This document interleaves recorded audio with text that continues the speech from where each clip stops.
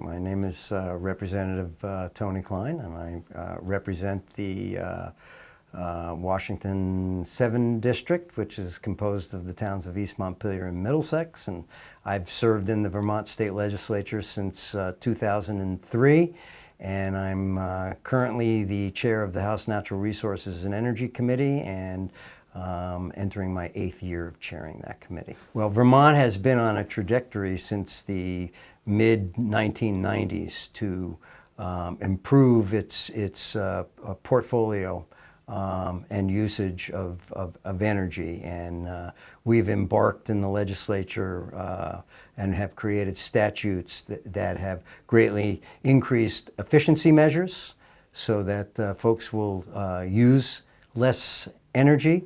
And we have embarked on a path that our future use of energy should be more and more generated here in the state of Vermont and should be from clean, sustainable sources. Well, we've been very good at moving our electric utility industry towards more and more use of efficiency and more renewable generation in their portfolio.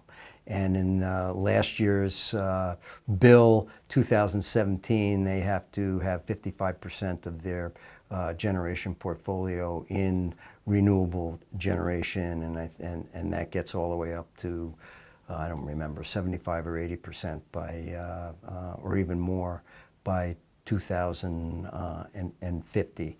And that's done through a combination of things. You increase efficiency measures so that people use electricity more efficiently and use less of it. You try and create in the state of Vermont the creation of more of our own generation being built in the state. Well, there are a variety of reasons why you would want to do that. One, if you produce it locally, the dollars stay here in the state of Vermont. As you've just stated, we purchase a lot of our generation from outside the state, and when we purchase it, all the money evaporates from the state of Vermont, just goes across the border. So when you produce it in the state of Vermont, those dollars stay in Vermont. You create jobs. You create a stable tax source with those jobs and with those entities. And you use energy more efficiently, because when you have the generation closer to the user, you lose a whole lot less in the transportation from the generator to the user. Let me first address the heating side of it. What we did with last year's legislation was groundbreaking. We're the first entity in the world, actually, that we looked to our regulated industry, our utilities, and we said to them, we want you to help your customers be able to make their homes and businesses more efficient. We want you to be able to help them weatherize their structures so that they use less resource.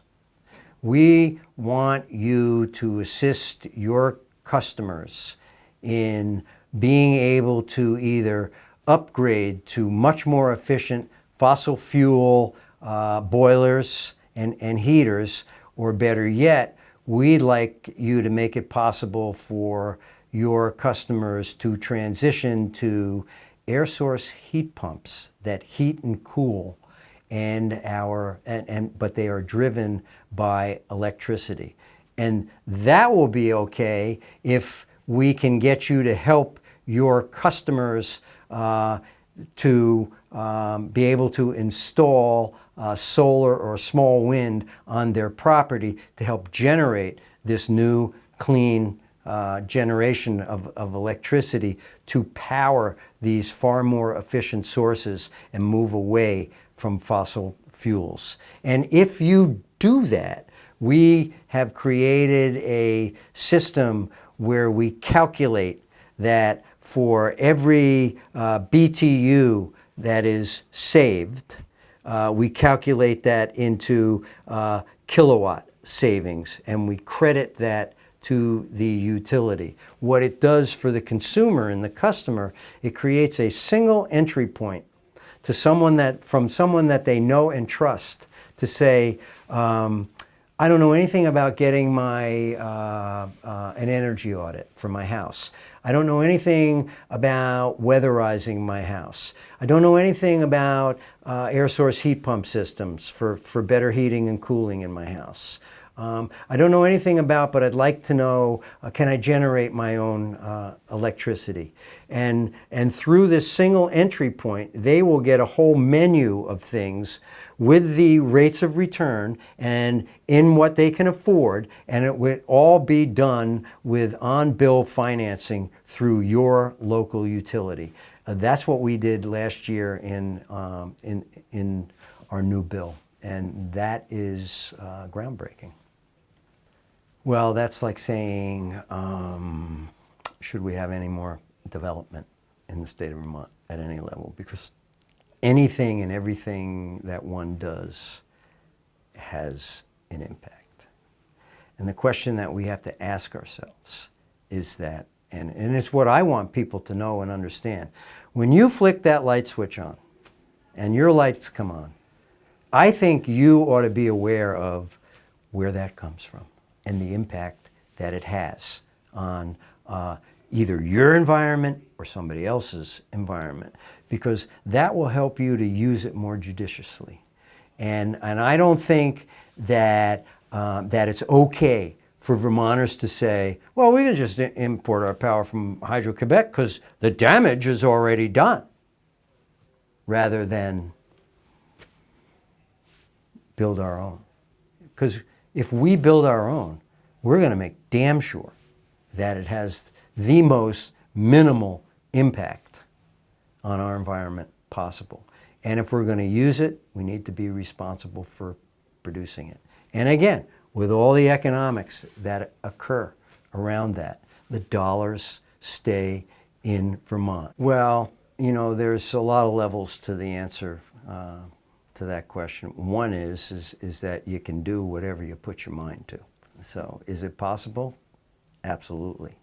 It's possible. Is it going to happen overnight? No. Okay. It's going to take a sustained period of time. But when I look back 20 years and I see where we started and where we are today and what's happening, it is absolutely possible. We were not having these discussions 20 years ago. Nobody knew what a wind turbine was 20 years ago. Nobody knew what a solar panel was 20 years ago. And it's common occurrce today. So it is possible. Technology is rapidly evolving. The capability to store energy that is produced by renewable generation is no longer a pipe dream. It now has to progress where the cost factor needs to be brought down. But once renewable generation becomes what we call dispatchable, it's game over for the fossil fuel industry.